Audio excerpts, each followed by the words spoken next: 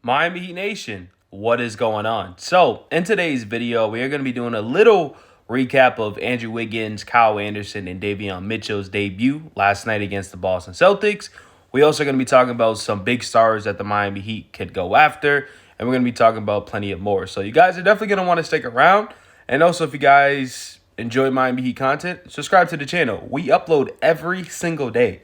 Today is day 42 out of 365 days that we've been consistently uploading, and I couldn't do without you guys. So I just want to say I appreciate y'all. I love y'all, and let's get back in today's video. So Big Heat Energy makes great content, so definitely go check him out. He made a post on X pretty much saying, obviously, Heat won't be contenders this season, but the offseason potential has to be exciting. You trade your expiring couple young guys and the future picks for one of the big fish and Trae Young, Kevin Durant, LaMelo.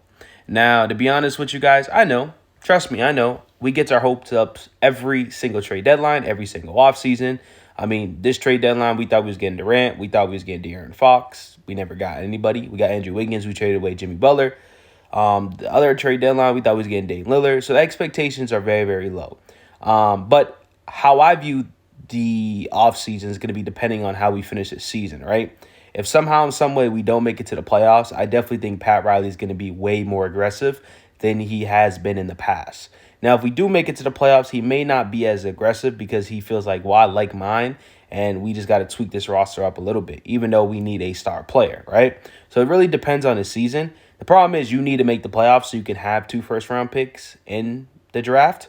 So that's the up and down with it, right? Obviously, I want this team to go deep. Obviously, I want them to win the championship, but also we got to be a little bit realistic. So let me know in the comment sections, man, what you guys want. Trae Young, Kevin Durant, LaMelo Ball. And also, I seen a tweet coming out, and I think the Miami Heat are waiting on this. So a dude made a tweet on X pretty much says, I think they think pretty much saying, I think they waiting on Anthony Edwards to ask out. And Barry Jackson works closely with the Miami Heat, and he liked the tweet.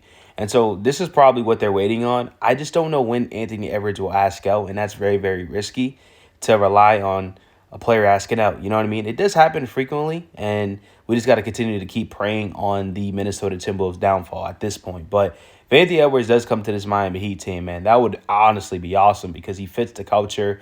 I love the dog in him. I mean, dude, he's better than Jimmy Butler. Him and Bam have a solid relationship. Him and Spo, we all know. Spo coached them and obviously the celebrity, not the celebrity game, but when they won the championship during the summer. So I think that's honestly what they're waiting for. But we gotta wait on to see what's going on with Zion. Obviously, Anthony Edwards, LaMelo, Trae, and KD. But let me know what you guys think. So the Heat are currently 7th seed in the Eastern Conference. They have the 7th easiest schedule going forward the rest of the way. What is the ceiling for this Miami Heat team, man? So I figured I thought it was a really good question to ask my supporters. Like, what is the ceiling for this team? Like, are we a playing team? Are we a lock for the top 6? What's your expectations? Are we a first round elimination? Do we make it to the Eastern Conference Finals? Like, this is kind of the roster that we have: Terry Rozier, Wiggins, Bam, Tyler, Jovic, Jaime, Highsmith, Robinson, Love, Mitchell, Ware, Larson, and then obviously the 2-way contract. So let me know what you personally think of the ceiling for this team. Now, let's talk about last night, man. So, obviously, another low-scoring game. No Tyler Hero, no Jaime. This is what's going to happen when you don't have your best scorer on the court.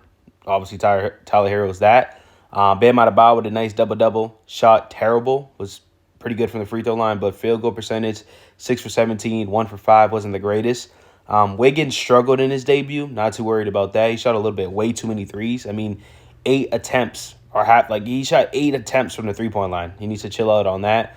But he was 3 for 12, 11 points, 5 rebounds, 5 assists. So he's doing the little things, but if he can get that shot going down and scoring a little bit more, I'll be fine with that. Weir struggled, 4 for 12. Burks had 13 points, 7 rebounds. Honestly, I just don't understand why Burks don't play as much, but I don't know what Spo don't see. And then Davion Mitchell filling out the stat sheet with 4 points, 3 rebounds, 4 assists. He didn't shoot the greatest either, 2 for 8, 0 for 4 at the 3-point line. So combined, we are 2 for 12 with our new players at the 3-point line. And combined, we are 5, 15, 18, so like 5 for 20 compared with Wiggins and Mitchell on their debut. So that's interesting. And then this is our bench unit. Kyle Anderson only played about 10 minutes, but he was 0 for 5 and 0 for 1. So it was not the greatest debut for the 3 new players. But obviously it's a new game. Obviously, you got to get the team used to each other, playing with each other, new rotations and stuff like that. And man, Terry Rozier is just trash.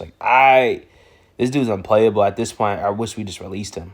Just he's just terrible. I think his plus minus was like a -23, man. So I don't know, man. Spo just needs to stop playing him. If he can bench Duncan, he can bench Terry. You know what I mean? But if you guys enjoyed this video, once again, keep liking, keep sharing. I appreciate y'all so much. Y'all mean the world to me. And I'll be back tomorrow with more great Miami Heat content.